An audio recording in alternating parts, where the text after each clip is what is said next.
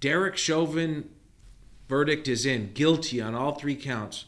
The jury deliberated for a pretty short period of time, about a day, on a 3-week trial. That's very quick. Guilty on. I knew when it came in that quickly that it was going to be guilty on all 3 counts.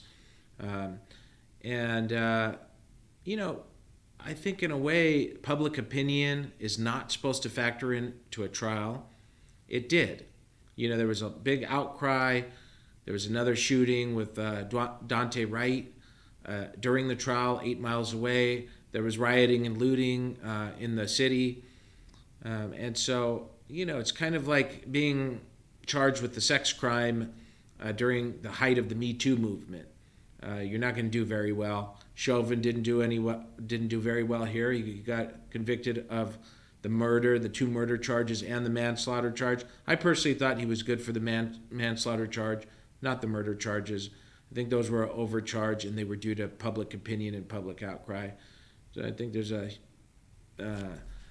little bit of a overcharge there. Second thing I want to say is people are talking about racial justice in this case. There's absolutely no evidence that this case had anything to do with race. There was no evidence of any hate crime based on George Floyd's race. It just happened to be that, as far as the evidence goes, it happened to be that Chauvin was white and Floyd was black, but that didn't seem to be a motivation for Chauvin's behavior.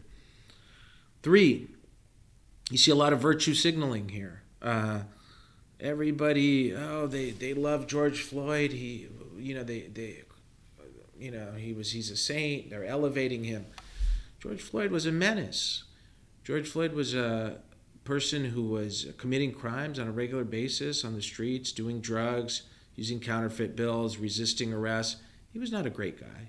Chauvin was not a great guy.